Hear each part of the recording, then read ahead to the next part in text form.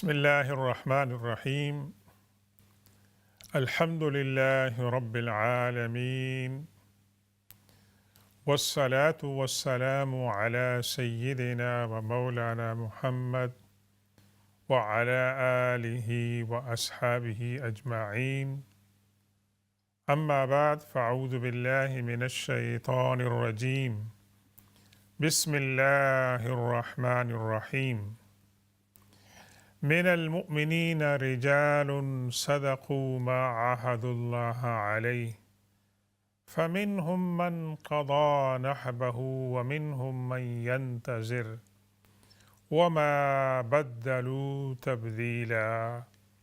صدق الله مولانا العظيم، وبلغنا رسوله النبي الأمي الأمين الكريم، ونحن على ذلك لمن الشاهدين والشاكرين، والحمد لله رب العالمين. رب اشرح لي صدري ويسر لي أمري واحلل عقدة من لساني يفقه قولي. السلام علیکم ورحمۃ اللہ تعالی وبرکاتہ۔ محترم ناظرین گرامی اور سامعین کرام، آج آپ کی خدمت میں دوبارہ ایک نئی صبح کے ساتھ اس دعا اور تمنا کے ساتھ حاضر ہو رہے ہیں کہ آپ جہاں کہیں بھی ہوں، اللہ تبارک و تعالی آپ کو ایمان کی سلامتی، صحت اور عافیت عطا فرمائے، اور آپ کی گرد و نواح میں اللہ تبارک و تعالی آپ کو اور آپ کے پڑوسیوں اور دوست احباب کو پرامن ماحول اور خوشگوار فضا عطا فرمائے۔ ناظرین گرامی، پہلے ہم دعا کرتے ہیں اپنی معروضات پیش کرنے کے لیے کہ اس وقت مشرق وسطیٰ میں جو کنفلکٹ چل رہا ہے، اللہ تبارک و تعالی وہاں پر دیر پا امن قائم فرمائے اور انسانیت کو ایک دوسرے کے ساتھ پیار و محبت کے ساتھ رہنے کی تعلیم اور توفیق عطا فرمائے۔ اللہ تبارک و تعالی بالخصوص فلسطین اور لبنان کے مظلومین کی مدد فرمائے، آمین یا رب العالمین۔ ناظرین گرامی، ہم نے گزشتہ ہفتے گفتگو کی تھی اللہ کے رسول صلی اللہ علیہ وسلم کے ایک جلیل القدر صحابی جناب حضرت عبداللہ بن رواحہ رضی اللہ تعالی عنہ و ارضاہ الخزرجی الانصاری، اور ان کی زندگی کے بہت سے پہلو ہیں، لیکن دو باتیں ان کی جو ہیں وہ خاص ہیں۔ ایک تو یہ ہے کہ ان کی شہادت کا معاملہ، اور دوسرا یہ ہے کہ وہ ایک شاعر بھی تھے، اور ایسے شاعر کہ جنہیں شاعر دربار رسالت کا ٹائٹل ملا، ایسے شاعر کہ جن کو حضور پاک صلی اللہ علیہ وسلم مبارکباد دی، اور جن کو اللہ کے رسول صلی اللہ علیہ وسلم نے ان کے اشعار پر دعائیں دی۔ ایسے شاعر کہ جنہوں نے جاہلیت اور اسلام کا زمانہ پایا تو ان کو شاعر مخضرم یعنی ویٹرن شاعر کا ٹائٹل ملا، کہ جنہوں نے جاہلیت کا دور بھی پایا اور اسلام کا دور بھی پایا۔ اور ایسے شاعر کہ جو بشمول حضرت حسان بن ثابت رضی اللہ تعالی عنہ اور حضرت کعب، یہ دربار رسالت کے شعراء تھے۔ اور جب یہ آیات نازل ہوئی سورہ شعراء کے اندر، وَالشُّعَرَاءُ يَتَّبِعُهُمُ الْغَاوُونَ، اور یہ کہ شعراء جو ہیں وہ ایسی باتیں کہتے ہیں جس پر وہ عمل نہیں کرتے ہیں، تو یہ تینوں شعراء جو ہیں بہت ہی پریشان ہوئے، اور انہوں نے اس بات کا ارادہ کیا کہ آج کے بعد انہوں نے کوئی شعر نہیں کہنا ہے۔ لیکن اس کے بعد اللہ تبارک و تعالی نے یہ آیت نازل فرمائی، إِلَّا الَّذِينَ آمَنُوا وَعَمِلُوا الصَّالِحَاتِ، کہ ان شعراء میں ان کو استثناء حاصل ہے کہ جو ایمان کی دولت سے مالا مال ہیں اور اعمال صالحہ کرتے ہیں، اور یہ کہ بھئی مظلومیت کے بعد اللہ تعالیٰ نے ان کو وکٹری اور کامیابی عطا فرمائی، تو انہوں نے دوبارہ اپنی شاعری کا آغاز کیا۔ اور آپ ناظرین دیکھیں گے کہ اسلام نے جہاں زندگی کے ہر علاقے میں، ہر موقع پر جو ہے تبدیلیاں پیدا کی، فکر کے اندر، سوچ کے اندر، بیہیویئر کے اندر، اسی طریقے سے ادب اور نثر کے اندر بھی بہت ہی انقلابی تبدیلیاں جو ہیں وہ پیدا ہوئیں۔ پہلے آپ کو میں مثال کے طور پر چند اشعار سناتا ہوں جو حضرت عبداللہ بن رواحہ رضی اللہ تعالی عنہ نے اس وقت کمپوز کیے اور سنائے۔ ایک تاریخی موقع تھا کہ حضور نبی کریم صلی اللہ علیہ وسلم جب مدینہ تشریف لاتے ہیں تو پہلے آپ مسجد قباء جو ہے اس کی تعمیر فرماتے ہیں، اور اس کی تعمیر کے اندر حضور پاک صلی اللہ علیہ وسلم بنفس نفیس صحابہ کرام کے ساتھ جو ہے وہ شرکت فرماتے ہیں۔ صحابہ کرام آپ کے ہاتھوں سے پتھر لے لیتے ہیں کہ یا رسول اللہ آپ زحمت نہیں فرمائیں، اور یہ مسجد قباء ہے کہ جس کے بارے میں اللہ کے رسول صلی اللہ علیہ وسلم نے فرمایا کہ جو وہاں نماز پڑھیں گے، 2 رکعت نفل پڑھیں گے، انہیں عمرے کا ثواب ملے گا۔ اور یہ وہ مسجد قباء ہے کہ اللہ کے رسول صلی اللہ علیہ وسلم ہر سنیچر کو، سیٹرڈے کو مسجد قباء تشریف لے جاتے تھے، بعض اوقات کسی جانور کے اوپر سوار ہو کر، بعض اوقات پیدل۔ تو جب یہ مسجد تعمیر ہو رہی تھی تو حضرت عبداللہ بن رواحہ نے چند اشعار جو ہیں انہوں نے کمپوز کیے، اور یہ اشعار وہ پڑھتے تھے، اور اشعار کے بعد، ان کے کہنے کے بعد، ہر مصرعے کے بعد اللہ کے رسول صلی اللہ علیہ وسلم ان کو دہراتے تھے۔ فرماتے ہیں افلح من یعالج المساجد۔ جب انہوں نے لفظ مساجدہ کہا تو اللہ کے رسول صلی اللہ علیہ وسلم نے بھی المساجدہ ان کے پیچھے پڑھا۔ جیسے ہمارے اردو کے اندر یہ ایک ٹریڈیشن ہے کہ ہم جب مشاعرہ ہوتا ہے اور شاعر جب اپنے اشعار سناتا ہے تو لوگ as a token of appreciation ان سے کہتے ہیں ارشاد مکرر ہو، کہ پلیز آپ ریپیٹ کریں اس شعر کو، کہ ان کو سن کر اس کے اندر جو لطف ہے، جو حکمت ہے، وہ دوبارہ جو ہے اس کو وہ سننا چاہتے ہیں۔ تو یہ اللہ کے رسول صلی اللہ علیہ وسلم نے جب حضرت عبداللہ بن رواحہ نے یہ مصرع کہا افلح من یعالج المساجد، وہ لوگ کامیاب ہو گئے، ان کو اللہ تعالیٰ کامیابی عطا فرمائے جو مسجدوں کو آباد کرتے ہیں، جو مسجدوں کی تعمیر کرتے ہیں، جو مسجدوں کا خیال رکھتے ہیں۔ یہ اشعار کہہ رہے ہیں کس وقت؟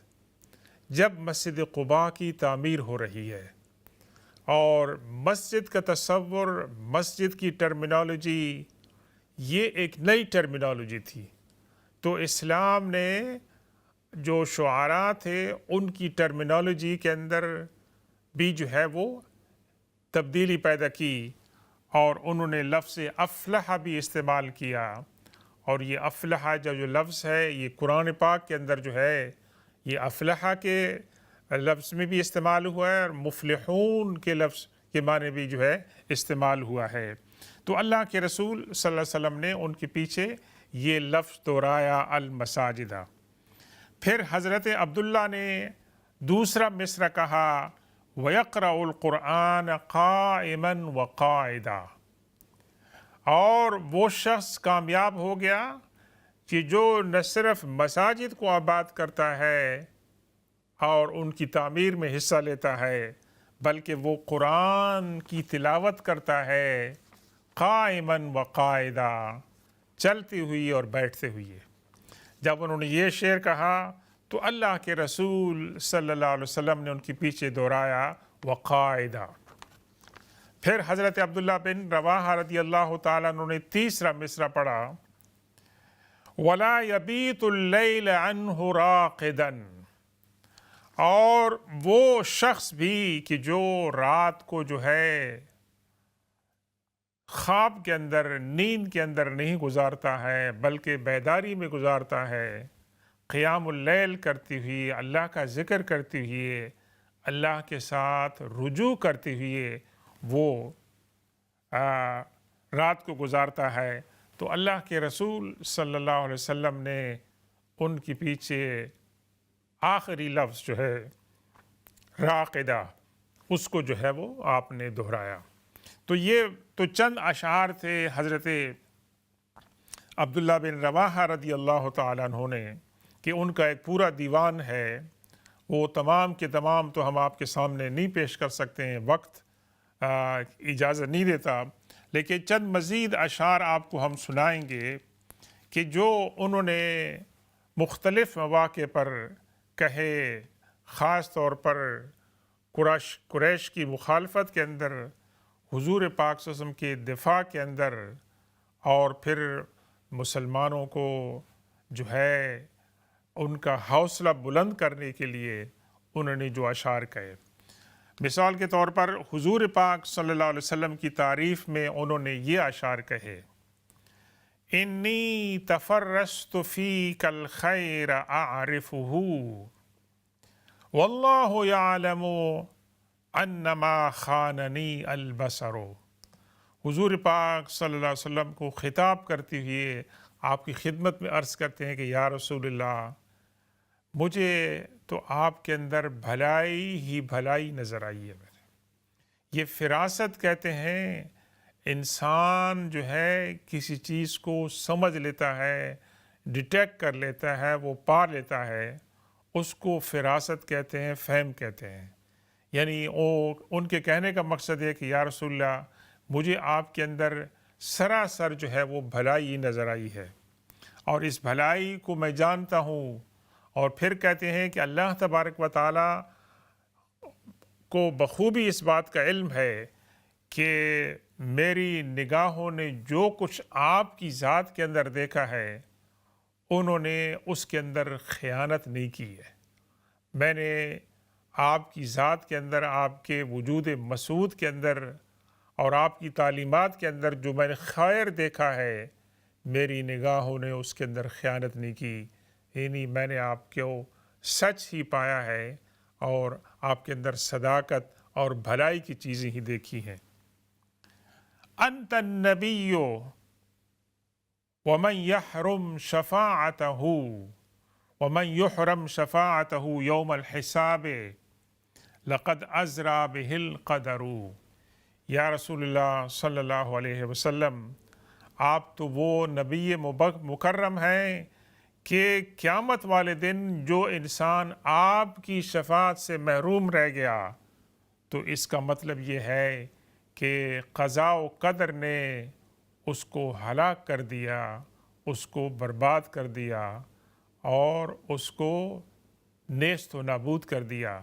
یعنی حضرت عبداللہ بن رواحہ رضی اللہ تعالیٰ عنہ کہ اس شعر کا مطلب کیا ہے کہ یا رسول اللہ، آپ نبی برحق ہیں، آپ پر ایمان لانا جو ہے یہ کس بات کی شہادت ہے کہ آپ پر ایمان لانا قیامت والے دن آپ کی شفاعت کا حق عطا فرمائے گی اور استحقاق عطا فرمائے گی، اور جو آپ کی شفاعت سے قیامت والے دن محروم ہو گیا تو تباہی اور بربادی اس کا مقدر ہوگی۔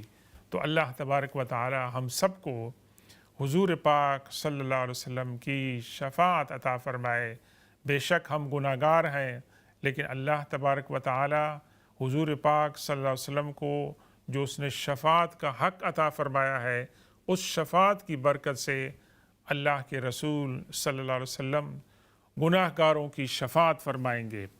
پھر کہتے ہیں فثبت اللہ ما آتاک من حسن، یا رسول اللہ، اللہ تبارک و تعالیٰ نے آپ کو جو خوبیاں عطا فرمائی ہیں اور جو اچھائیاں آپ کی آمد سے دنیا کے اندر آئی ہیں، اللہ تبارک و تعالیٰ ان اچھائیوں کو اور ان بھلائیوں کو قائم و دائم فرمائے اور ان کو جو ہے تا قیامت ان کو برقرار رکھے۔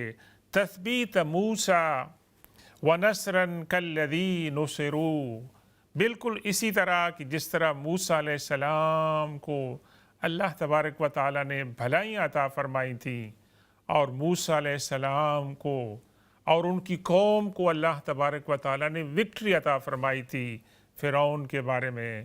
ناظرین کرامی، آپ ملاحظہ فرمائیں حضرت عبداللہ بن رواحہ کے اشعار کے اندر کتنی تبدیلیاں ہیں، کیسے ریفرنسز لا رہے ہیں۔ وہ ایمان بالآخرہ، اللہ کے رسول صلی اللہ علیہ وسلم کی شفاعت، اور یہ کہ اللہ کے رسول صلی اللہ علیہ وسلم کی تشریف آوری سے جو بھلائیاں آئی ہیں دنیا کے اندر، اچھائیاں آئی ہیں، اور یہ کہ جس طرح حضرت موسیٰ علیہ السلام کو اللہ تعالیٰ نے فرعون اور اس کے لشکر جرار کے مقابلے میں کامیابی عطا فرمائی تھی۔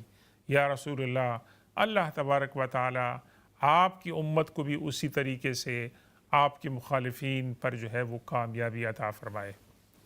پھر اللہ کے رسول صلی اللہ علیہ وسلم نے جب یہ اشعار سنے تو آپ نے کیا فرمایا؟ وَأَنْتَ فَثَبَّتَكَ اللَّهُ يَا ابن رواحہ۔ تو اللہ کے رسول صلی اللہ علیہ وسلم نے یہ اشعار جب سنے تو آپ نے دعا دی کہ عبداللہ بن رواحہ، اللہ تعالیٰ تمہیں بھی ثابت قدمی اور استقامت عطا فرمائے۔ اللہ کے رسول صلی اللہ علیہ وسلم جس کو دعا دے دیں وہ تو بہت ہی خوش قسمت انسان ہوتا ہے۔ پھر اس کے بعد حضرت عبداللہ بن رواحہ رضی اللہ تعالیٰ عنہ خطاب کرتے ہیں اللہ کے رسول صلی اللہ علیہ وسلم کے خاندان کو، بنو ہاشم کو، فرماتے ہیں یا آل ہاشم ان اللہ فضلکم، اے بنو ہاشم، اللہ تعالیٰ نے تمہیں فضیلت عطا فرمائی ہے۔ کس بات سے؟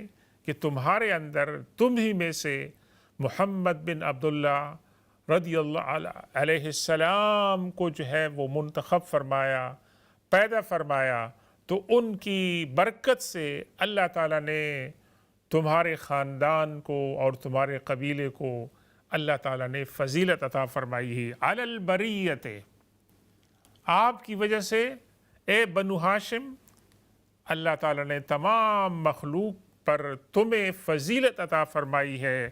ما لہو غیرو، اور اس کا کوئی مقابلہ نہیں کر سکتا، اس کا کوئی متبادل نہیں ہو سکتا۔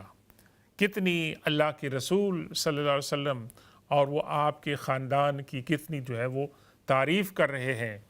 پھر کہتے ہیں اللہ کے رسول صلی اللہ علیہ وسلم کی خوبیوں اور کمالات کا ذکر کرتے ہوئے لَوْ لَمْ تَكُنْ فِيهِ آيَاتٌ مُبَيِّنَةٌ كَانَتْ بَدِيهَتُهُ تُنَبِّيكَ بِالْخَبَرِ۔ فرماتے ہیں حضور پاک صلی اللہ علیہ وسلم اگر کھلی علامتیں اور نشانیاں نہ بھی ظاہر کرتے، یعنی حضور پاک صلی اللہ علیہ وسلم کا اخلاق ہے، معجزات ہیں، قرآن پاک ہے، دیگر بہت سی علامات ہیں جو ظاہر ہوئیں، جن کو دیکھ کر لوگ مسلمان ہوئے، لیکن سبحان اللہ حضرت عبداللہ بن رواحہ رضی اللہ تعالیٰ عنہ کا ایمان کیا کہتا ہے کہ یا رسول اللہ، اگر یہ علامتیں نہ بھی ظاہر ہوتی تو آپ کا کمال ایسے ہے کہ آپ کو دیکھ کر، آپ کے کردار کو، آپ کی سیرت کو اور آپ کے رخ انور کو دیکھ کر جو ہے لوگوں کو اندازہ ہو جاتا کہ آپ کوئی معمولی شخصیت نہیں ہے، آپ کسی عظیم الشان پیغام کے جو ہیں وہ داعی اور حامل ہیں۔ یہ حضرت عبداللہ بن رواحہ رضی اللہ تعالیٰ عنہ کی جو ہے فراست ہے کہ وہ اللہ کے رسول صلی اللہ علیہ وسلم کی مدح میں یہ بات کہہ رہے ہیں، یعنی وہ اللہ کے رسول صلی اللہ علیہ وسلم کو صحیح جان چکے ہیں، ان کو پہچان ہو گئی ہے، آپ کی صحبت میں بیٹھتے ہوئے، آپ کی تعلیمات کو سنتے ہوئے، قرآن کو سنتے ہوئے اور حضور پاک صلی اللہ علیہ وسلم کے معجزات کو دیکھ لیے۔ پھر وہ کہتے ہیں وَفِينَا رَسُولُ اللَّهِ يَتْلُو كِتَابُهُ، ہمارے اندر اللہ کے رسول صلی اللہ علیہ وسلم موجود ہیں جو اللہ کی کتاب کی آیات کی تلاوت کرتے ہیں۔ اس کے اندر بھی قرآن کی جو تعبیرات ہیں ان کا جو ہے وہ ذکر ہے۔ اِذَا انشَقَّ مَعْرُوفٌ مِنَ الصُّبْحِ سَاطِعٌ، وہ صبح صبح فجر کے وقت جو ہے قرآن کی تلاوت کرتے ہیں۔ اور پھر فرمایا اَرَانَ الْهُدَى بَعْدَ الْعَمَى فَقُلُوبُنَا بِهِ مُوقِنَاتٌ أَنَّمَا قَالَ وَاقِعٌ۔ سبحان اللہ، دیکھیں یہ کتنا بڑا اعتراف ہے اور کسی کے احسان کا شکریہ ادا کرنا۔ فرماتے ہیں اللہ کے رسول صلی اللہ علیہ وسلم نے ہمیں ہدایت عطا فرمائی جب کہ ہم گمراہی کے اندر تھے، ہم اندھے تھے، اور آپ نے اللہ کا عرفان ہمیں عطا فرمایا، دین دیا۔ بِهِ موقناتن، اور ہمارے دلوں کے اندر یقین ہے کہ جو کچھ بھی آپ نے فرمایا ہے واقعاً وہ سچ ہے۔ یہ اللہ کے رسول صلی اللہ علیہ وسلم کا جو بھی فرمان ہوتا تھا صحابہ اکرام اس کو مانتے تھے۔ اور پھر آپ نے فرمایا یبیت یجافی جنبہ عن فراشہ۔ سبحان اللہ، دیکھیں حضور پاک صلی اللہ علیہ وسلم کی سیرت کو کس طرح یہ بیان کر رہے ہیں۔ اللہ کے رسول صلی اللہ علیہ وسلم تلاوت قرآن فرماتے ہیں، اللہ کے رسول صلی اللہ علیہ وسلم نے ہدایت عطا فرمائی، لوگوں کو اندھیروں سے نکالا، اور پھر فرمایا کہ رات کو آپ اپنے آپ کو بستر سے جدا کرتے ہیں۔ آپ اپنے آپ کو وجود مسعود کو بستر سے جدا کرتے ہیں، یعنی رات کو آپ شب بیداری فرماتے ہیں، قیام اللیل کے اندر، تہجد کے اندر۔ اذا استسلقت بالکافرین مضاجع، اور آپ کے جو مخالفین ہیں، جو آپ کے راستے میں رکاوٹیں ڈال رہے ہیں، ان کے لیے اپنے بستر سے اٹھنا جو ہے وہ بوجھل ہو جاتا ہے۔ لیکن اللہ کے رسول صلی اللہ علیہ وسلم رات کا اکثر حصہ جو ہے وہ بستر سے اٹھ کر اللہ کی عبادت کے اندر اور مناجات کے اندر جو ہے وہ گزارتے ہیں۔ وَأَعْلَمُ عِلْمًا لَيْسَ بِالظَّنِّ أَنَّنِي إِلَى اللَّهِ مَحْشُورٌ هُنَاكَ وَرَاجِعٌ۔ سبحان اللہ، یہ دیکھیں کہ وہ اپنا جو عقیدہ ہے آخرت کا اس کو کتنا وضاحت کے ساتھ، تاکید کے ساتھ اور علم الیقین کے ساتھ جو ہے وہ بیان کرتے ہیں۔ مجھے اس بات کا علم ہے، لیس بالظنی، یہ محض گمان، وہم اور خیال نہیں ہے، اننی الی اللہ محشور، میں نے اللہ کی طرف جو ہے ایک دن پلٹنا ہے اور اللہ کی طرف میں نے جانا ہے اور اللہ کے سامنے میں نے پیش ہونا ہے۔ اس کے اندر حضرت عبداللہ بن رواحہ رضی اللہ تعالیٰ عنہ آخرت کے اوپر جو ایمان ہے اس کے بارے میں جو ہے وہ ذکر کر رہے ہیں۔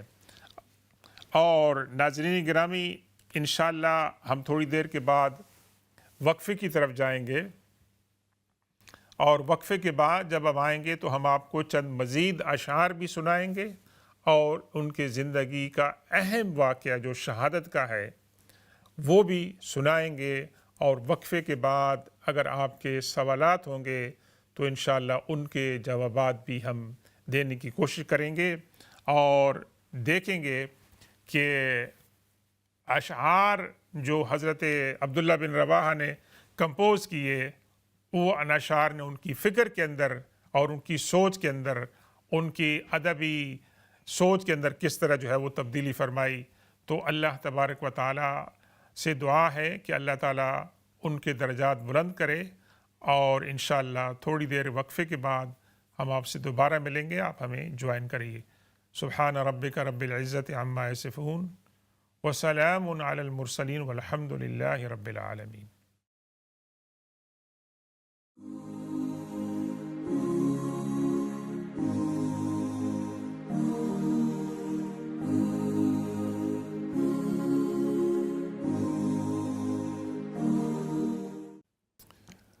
بسم اللہ الرحمن الرحیم، السلام علیکم ورحمۃ اللہ تعالی وبرکاتہ۔ ویلکم بیک ناظرین گرامی۔ اس حصے میں آپ کے اگر کوئی سوالات ہیں تو آپ پیش کر سکتے ہیں، انشاءاللہ ہم ان کے جوابات دینے کی کوشش کریں گے۔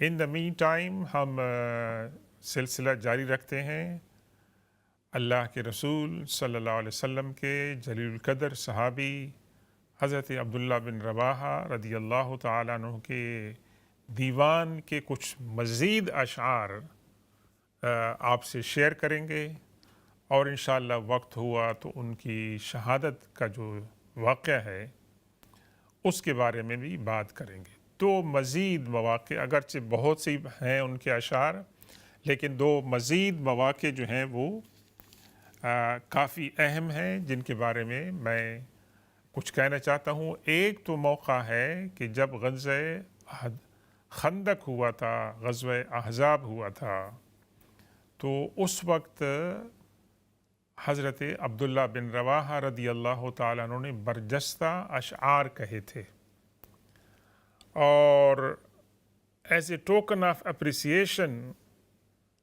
جیسے جیسے حضرت عبداللہ بن رواحہ رضی اللہ تعالیٰ عنہ اشعار کہتے تھے، وہ اشعار اللہ کے رسول صلی اللہ علیہ وسلم اور صحابہ کرام آپ کے ساتھ ریپیٹ کرتے تھے، اور یہ منظر ہمیں بتاتا ہے کہ اس وقت مسلمانوں کی نفسیاتی کیفیت کیا تھی، جبکہ وہ سیج تھا ان کا، اور اپنی زیست کی وہ سٹرگل کر رہے تھے، لڑائی لڑ رہے تھے۔ خاکم بدہن اگر ایسی بات نہ ہوتی تو نہ معلوم کیا نتائج ہوتے۔ تو اس وقت اس موقع پر پریشانی کا موقع ہے، سردی ہے، اسباب کی قلت ہے، یہ تمام مواقع ہیں، کھانے پینے کے مسائل ہیں، لیکن اس وقت ان کی جو اسپرٹ تھی وہ بہت ہی ہائی تھی، اور یہ چیز ہمیں بتاتی ہے کہ ایک مسلمان دنیا کے اندر مشکلات کے اندر اپنی ایمان کو نہ چھوڑے، اللہ کے ساتھ جو تعلق ہے، اللہ کے اوپر جو بھروسہ ہے ویسے اس کا دامن جو ہے وہ نہ چھوڑے۔ یہ اشعار جو بتاتے ہیں، آپ حضرت عبداللہ بن رواحہ رضی اللہ تعالیٰ عنہ اس وقت جو اشعار کہے تھے ان میں سے چند یہ ہیں: یا رب لولا انت مہتدینا۔ یہ اس وقت کرائسس کا معاملہ ہے، تو اس مشکل کے اندر حضرت عبداللہ بن رواحہ رضی اللہ تعالیٰ عنہ اللہ کی بارگاہ میں عرض کرتے ہیں۔ ہمارے ساتھ ایک کالر ہیں۔ السلام علیکم ورحمۃ اللہ تعالیٰ وبرکاتہ۔ وعلیکم السلام ورحمۃ اللہ وبرکاتہ۔ میں سوال پوچھنا ہے۔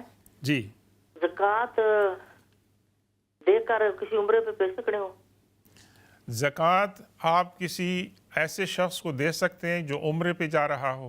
جی جی جی۔ ٹھیک ہے، اور کوئی سوال جناب؟ اور ایک سوال ہے۔ فرمائیں جناب۔ جی، شیعہ بیمار ہو اور بہت تکلیف میں ہو تو اس کی مدد کر سکتے ہیں؟ جی جناب، اور بس اور کچھ نہیں، آپ کو بڑی مہربانی تفصیل سے بتانا اچھا۔ انشاءاللہ انشاءاللہ۔ ہماری بہن نے سوال کیا ہے کہ جو صاحب عمرے پہ جا رہے ہیں، کیا ان کو آپ زکوٰۃ کی مدد کر سکتے ہیں؟ آپ زکوٰۃ کی مدد اس شخص کو کر سکتے ہیں کہ جو زکوٰۃ کے مستحق ہیں، غریب ہیں، مسکین ہیں، محتاج ہیں، اور جن کے پاس سروائیول کے لیے اپنے کوئی وسائل نہیں ہیں۔ اب سوال یہ ہے کہ جو بھائی یا بہن عمرے پہ جا رہے ہیں، ان کو عمرے پہ جانے کے لیے زکوٰۃ کے پیسوں کی ضرورت نہیں ہے، کیونکہ عمرہ تو اس شخص کی پر واجب ہوگا کہ جو زکوٰۃ کا جو وہاں کے وسائل جو ہیں اس کے پاس ہوں وہ کر سکتا ہے۔ لیکن ایسے حالات بھی ہو سکتے ہیں کہ ان کو آپ اتنی امداد کر دیں کہ وہ آپ کی زکوٰۃ کے بعد اس بات کے مستحق ہو جائیں اور ان کے پاس اتنے وسائل ہو جائیں کہ وہ عمرہ ادا کر سکتے ہیں، لیکن بذات خود آپ اس کے اوپر نہیں استعمال کر سکتے ہیں کہ زکوٰۃ کا جو مصرف ہے وہ اور ہے، اور عمرہ اور حج جو ہے وہ اس شخص کی پر فرض ہے کہ جن کے اپنے وسائل ہوتے ہیں۔ تو ان کا آپ جو ہے بہت ہی خیال رکھیں کہ آپ کی زکوٰۃ کس کے پاس جو ہے وہ پہنچ رہی ہے۔ دوسرا آپ نے سوال کیا تھا کہ جو لوگ شیعہ ہیں کیا ان کی آپ بیمار ہیں مدد کر سکتے ہیں؟ بحیثیت ایک انسان کے کوئی بھی انسان بیمار ہو آپ ان کی مدد کر سکتے ہیں، اور ان کے علاج کے لیے اور مزید ان کے ساتھ بطور ہمدردی ایک انسانی بھائی کے طور پر آپ جو ہیں وہ مدد کر سکتے ہیں۔ اس کے اندر کوئی حرج کی بات نہیں ہے، انسانی بات ہے، اور ہمیں ان چیزوں سے جو ہے وہ ابو ہونا چاہیے۔ اللہ تعالیٰ آپ کو جزائے خیر عطا فرمائے۔ تو ناظرین گرامی، ہم بات کر رہے تھے کہ حضرت عبداللہ بن رواحہ رضی اللہ تعالیٰ عنہ غزوہ احزاب کے اندر جو ایک مشکل ترین مرحلہ تھا اسلامی تاریخ کے اندر سروائیول کا، اللہ تبارک و تعالی سے خطاب کرتے ہیں اور اللہ کے اوپر جو اپنا ایمان ہے اس کو جو ہے وہ ڈکلیئر کرتے ہیں۔ وہ کہتے ہیں یا رب لولا انت مہتدینا، اللہ تبارک و تعالی اگر یہ آپ کی مہربانی نہ ہوتی تو ہم ہدایت سے سرفراز نہ ہوتے۔ یہ آپ ہیں کہ جس نے ہمیں ہدایت عطا فرمائی۔ ولا تصدقنا ولا صلینا، اور نہ ہی ہم صدقہ و خیرات اور زکوٰۃ دیتے اور نہ ہی ہم نماز پڑھتے۔ تو یہ سب آپ کا احسان ہے کہ جو آپ نے ہماری زندگیوں کے اندر تبدیلی پیدا فرمائی ہے۔ فَأَنزِلْنَا سَكِينَةً عَلَيْنَا، اے اللہ جس طرح تو نے یہ مہربانی کی ہے ہمارے اوپر کہ ہمیں اسلام سے، ایمان سے، قرآن سے اور حضور نبی کریم صلی اللہ علیہ وسلم جیسی نعمت سے مشرف فرمایا ہے، اسی طریقے سے اس وقت جو حال ہے فَأَنزِلْنَا سَكِينَةً عَلَيْنَا، اے اللہ تو ہمارے اوپر ٹرنکولیٹی اور سکون جو ہے وہ نازل فرمائے۔ ظاہر ہے کہ دشمن سر پہ کھڑا ہوا ہے، کسی وقت بھی اٹیک کر سکتا ہے، اور وسائل کی کمی ہے، اور پتہ نہیں کیا کیا خیالات آ سکتے ہیں۔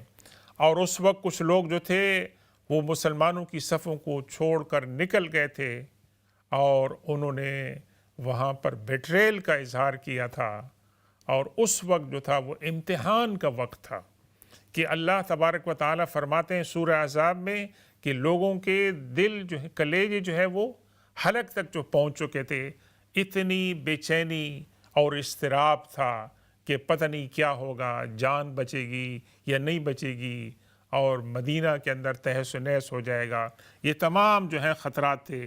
تو اس وقت کہتے ہیں، دعا کرتے ہیں فَأَنزِلْنَا سَكِينَةً عَلَيْنَا، اے اللہ تو ہمارے اوپر آرام اور سکون اور اطمینان کو نازل فرما۔ وَثَبِّتِ الْأَقْدَامَ إِن لَاقَيْنَا، اور اگر ہماری کنفرنٹیشن ہو جاتی ہے، بٹ بھیڑ ہو جاتی ہے دشمن کے ساتھ، ثَبِّتِ الْأَقْدَامَ، ہمیں ثابت قدمی عطا فرما۔ ناظرین گرامی، یہ اشعار کیا بات بتا رہے ہیں؟ اگرچہ یہ اشعار کمپوز کی ہیں حضرت عبداللہ بن رواحہ رضی اللہ تعالیٰ عنہ نے، لیکن یہ ترجمانی کرتے ہیں کن کی؟ مسلمانوں کے جذبات کی، ان کی ایموشنز کی۔ اور یہ اشعار جب حضرت عبداللہ بن رواحہ کہتے ہیں تو اللہ کے رسول صلی اللہ علیہ وسلم اور صحابہ کرام ان کے ساتھ ان اشعار کو ریپیٹ کرتے ہیں۔ تو یہ ایسا ماحول تھا کہ جو بے چینی کے ماحول کے اندر ان کو سکون دلا رہا تھا، اور اس بات کا اشارہ تھا کہ وہ ایک دوسرے کے ساتھ جڑی ہوئی ہے، اور ان کا غم، ان کے دکھ، ان کے احساسات جو ہیں وہ ایک دوسرے سے ملی ہوئی ہے، اس سے جدا نہیں ہے۔ ان الاولیٰ قد بغوا علینا، اے اللہ یہ لوگ جو تیرے اور تیرے رسول تیرے دین کے دشمن ہیں، یہ ہمارے خلاف انہوں نے بغاوت کی ہے، انہوں نے ہم پر چڑھائی کر دی ہے۔ اذا ارادوا فتنةً ابینا، وہ ہمیں فتنے کے اندر مشکل کے اندر مبتلا کرنا چاہتے ہیں اور ہم نے فتنے کے اندر مبتلا ہونے سے انکار کر دیا ہے، کیونکہ ہم فتنہ نہیں چاہتے ہیں۔ ہم چاہتے ہیں کہ اس مدینے کے اندر، اس شہر کے اندر تیرے دین کی جو ہے پیروی کریں اور تیری عبادت کریں، تیری جو ہے رضا حاصل کریں۔ یہ ہمیں فتنے میں مبتلا کرنا چاہتے ہیں، یعنی پریشانی کے اندر، لیکن ہم چاہتے ہیں کہ ہم لڑائی سے اجتناب کریں، لیکن وہ ہمیں لڑائی کے اوپر مجبور کر رہے ہیں۔ اور یہ آواز کو بلند کرتے تھے، اور اللہ کے رسول صلی اللہ علیہ وسلم اور صحابہ کرام ان کے ساتھ کہتے تھے ابینا ابینا، ہاں ہم نے فتنے کے اندر مبتلا ہونے کو کیا کیا ہے، ہم اس سے انکار کرتے ہیں۔ ایک اور عظیم الشان موقع ہمیں بتاتا ہے کہ عبداللہ بن رواحہ رضی اللہ تعالیٰ عنہ کس طرح اپنی شاعری کو اور اپنے ادبی ذوق کو اسلام کی خدمت اور دین کی دفاع اور حضور پاک صلی اللہ علیہ وسلم کی محبت اور مدح کے اندر جو ہے وہ استعمال کرتے ہیں۔ اور یہ بہت ہی اہم موقع ہوتا ہے۔ یہ وہ موقع ہوتا ہے کہ جب فتح مکہ کے اوپر اللہ کے رسول صلی اللہ علیہ وسلم وکٹوریسلی داخل ہوتے ہیں، صحابہ کرام کی ہزاروں کی تعداد میں، اور اس وقت اس سیلاب کو کوئی نہیں روک سکتا ہے، اور اس وقت جو قریش ہیں ان کو یقین ہو جاتا ہے کہ اب سرنڈر کرنے کے علاوہ کوئی علاج نہیں ہے۔ تو جیسے ہی داخل ہوتے ہیں، اللہ کے رسول صلی اللہ علیہ وسلم کی سواری کو پکڑی ہوئی ہے عبداللہ بن رواحہ مکہ مکرمہ کے اندر جب نازل دریا آتے ہوتے ہیں تو کہتے ہیں، اس کو روایت کیا ہے حضرت انس بن مالک رضی اللہ تعالیٰ عنہ، فرماتے ہیں خلو بنی الکفار عن سبیلہ، اے قریش کے لوگوں، قریش کے سرداروں، اللہ کے رسول صلی اللہ علیہ وسلم کے راستے سے ہٹ جاؤ، ان کے لیے راستہ چھوڑ دو۔ الیوم نضربکم علی تنزیلہ، آج کے دن ہم تمہاری پٹائی کریں گے، تمہیں ہم مار دیں گے۔ اللہ کے رسول صلی اللہ علیہ وسلم کے حکم کے مطابق اور آپ کی تشریف آوری کے مطابق ہم آج آپ کی پٹائی کریں گے اور آپ کا ہم خاتمہ کریں گے۔ ضرباً یزیل الہام عن مقیلہ، ہم ایک ایسی کاری ضرب لگائیں گے کہ جو تمہاری کھوپڑی کو تمہارے سر سے جدا کر دے گی۔ وَيُزْهِلُ الْخَلِيلَ عَنْ خَلِيلِهِ، اور ایک دوست کو اپنے دوست سے وہ جدا کرے گی، ایسی ضرب ہم تمہارے اوپر لگائیں گے۔ ان اشعار کے اندر جذبہ ہے، حوصلہ ہے، جرأت ہے، اور ایمان کے اعلیٰ جذبات کی ترجمانی ہے۔ اور یہ حرم پاک کے اندر جب داخل ہو رہے ہیں تو عبداللہ بن رواحہ رضی اللہ تعالیٰ عنہ یہ اشعار کہتے ہیں، اور حضرت عمر فاروق رضی اللہ تعالیٰ عنہ کہتے ہیں عبداللہ بن رواحہ تم اشعار کہہ رہے ہو اللہ کے رسول صلی اللہ علیہ وسلم کے سامنے، اور حرم پاک کے اندر ایسے اشعار تم کہہ رہے ہو، یہ کیسی بات ہے؟ تو حضرت عمر رضی اللہ تعالیٰ عنہ یعنی ایک لحاظ سے ناپسندیدگی کا اظہار کرتے ہیں کہ یہاں پر ایسے باتیں کہنا جو ہے وہ مناسب نہیں ہے۔ تو اللہ کے رسول صلی اللہ علیہ وسلم جب یہ بات سنتے ہیں تو آپ حضرت عمر سے فرماتے ہیں کہ عمر خیال رکھو کہ وَوَالَّذِي نَفْسِي بِيَدِهِ لَكَلَامُهُ عَلَيْهِمْ أَشَدُّ مِنْ وَقْعِ النُّبَلِ، عمر تم جو بات کہہ رہے ہو یہ سنو، عبداللہ بن رواحہ کی جو باتیں ہیں، اس کے جو اشعار ہیں، اس کے اشعار کے اندر زیادہ قوت ہے، بنسبت تیر پھینکنے کے. اگر آپ تیر پھینکیں گے تو ہو سکتا ہے تیر اس کے ہاتھ میں لگے، کسی کے پاؤں میں لگے، سر میں لگے، لیکن اس کے جو اشعار ہیں ان کا جو اثر ہے اس سے زیادہ ہے. ہمارے ساتھ ایک کالر ہیں. السلام علیکم ورحمۃ اللہ تعالی وبرکاتہ. وعلیکم السلام ورحمۃ اللہ وبرکاتہ. جی میں نے ایک سوال پوچھنا ہے کہ یہ اعوذ باللہ من الشیطان الرجیم یہ کن کن موقعوں پہ ہم پڑھ سکتے ہیں؟ ٹھیک ہے، اور کوئی سوال جناب؟ اور دوسرا حسبنا اللہ و نعم الوکیل یہ بھی بتا دیں پلیز برائے مہربانی کہ کن کن موقعوں پہ ہم پڑھ سکتے ہیں. شکریہ. انشاءاللہ آپ کے سوالات کا جواب دیتے ہیں. پہلا سوال آپ کا یہ ہے کہ اعوذ باللہ من الشیطان الرجیم، یہ قرآن پاک میں اللہ تعالیٰ نے مسلمانوں کو حکم دیا ہے کہ جب آپ قرآن کی تلاوت کریں تو آپ اعوذ باللہ من الشیطان الرجیم آپ پڑھ سکتے ہیں. تو ایک تو یہ قرآن کے آداب میں سے ہے کہ جب آپ قرآن کی تلاوت کریں تو اس کا آغاز آپ اعوذ باللہ من الشیطان الرجیم سے کریں. اس کے علاوہ آپ کسی ایسے موقع پہ بھی کر سکتے ہیں کہ آپ کو کوئی شیطانی وسوسہ آ رہا ہے، کوئی خیالات آ رہے ہیں، کوئی ایسی بات ہے تو آپ اس وقت بھی اعوذ باللہ من الشیطان الرجیم پڑھ سکتے ہیں. لیکن بیسیکلی اعوذ باللہ من الشیطان الرجیم ہم پڑھتے ہیں کب؟ جب ہم قرآن کی تلاوت کرتے ہیں. تو یہ قرآن کے آداب میں سے ہے اور آپ اس کو کسی اور موقع پہ بھی پڑھ سکتے ہیں کہ جہاں آپ کو خوف کا ہو. جی ہمارے ساتھ اور کالر ہیں کوئی؟ السلام علیکم ورحمۃ اللہ تعالی وبرکاتہ. وعلیکم السلام ورحمۃ اللہ وبرکاتہ. میں آپ کو سب سننے والوں کی خدمت میں السلام علیکم ورحمۃ اللہ وبرکاتہ. وعلیکم السلام ورحمۃ اللہ وبرکاتہ. اللہ تعالیٰ سب ہم سب ان کی مغفرت فرمائے، آمین سب آمین انسانیت کے حال پہ رحمت اور فضل فرمائے. آمین. بہن میرے لیے اور میری فیملی ممبرن کے لیے دعا فرماتے، ہم بیمار رہتے ہیں. اللہ تعالیٰ آپ کو، آپ کے گھر والوں کو شفا عطا فرمائے. انشاءاللہ کچھ مزید باتیں عرض کرتے ہیں. آپ کا کوئی اور سوال ہے؟ یہ ہے کچھ پڑھنے کے لیے بتائیں. انشاءاللہ آپ کو بتاتے ہیں، سنتے رہیں. جی تو دوسری ہماری بہن نے سوال پوچھا تھا حسبنا اللہ و نعم الوکیل. یہ وظیفہ ہے ابراہیم علیہ السلام کا.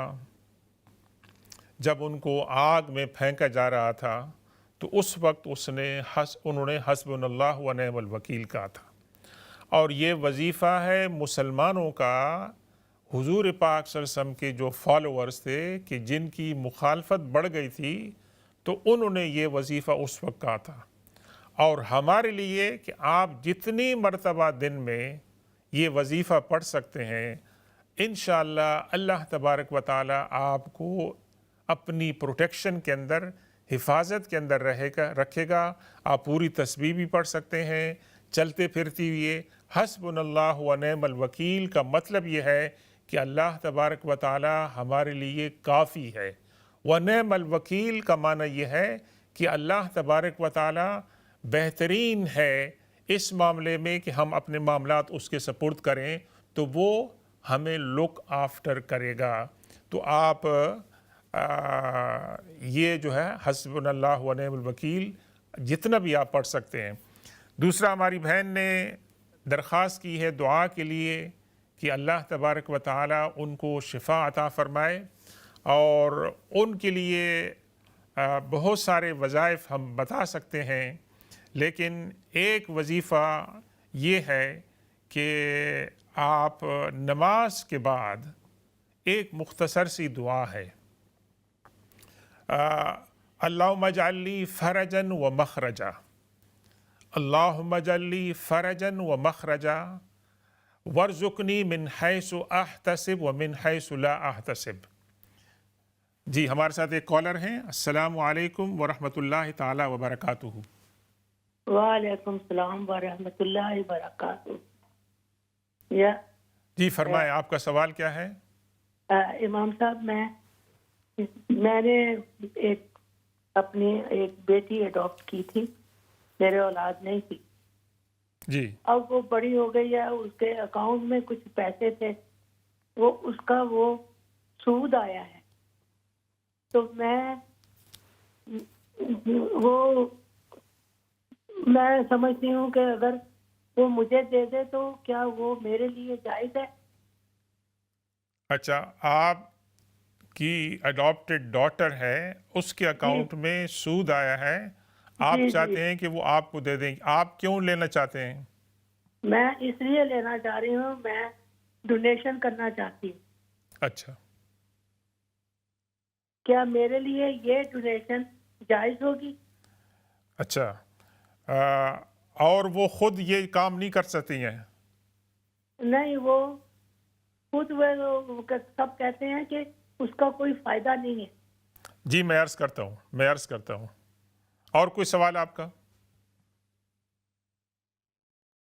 ہاں، تو دوسری وہ ہم نے بہن کے لیے جو دعا عرض کی تھی کہ آپ نماز کے بعد